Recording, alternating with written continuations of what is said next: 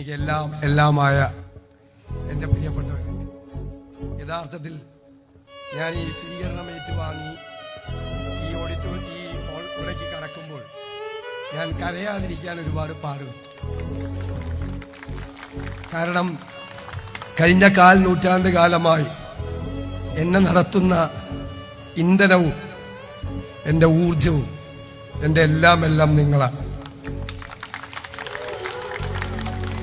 ഇന്ന് ഞാൻ ഈ യാത്ര നടത്തുമ്പോൾ എൻ്റെ മനസ്സിലുള്ള ആശയങ്ങൾ UDFന്റെ ആശയങ്ങളുമായി ചേർത്ത് വെച്ച് നമ്മുടെ നാടിനൊരു മാറ്റമുണ്ടാക്കാൻ കഴിയും എന്നെൻ്റെ ആത്മവിശ്വാസം എനിക്ക് പകർന്നു തന്നതെല്ലാം നിങ്ങളാണ്.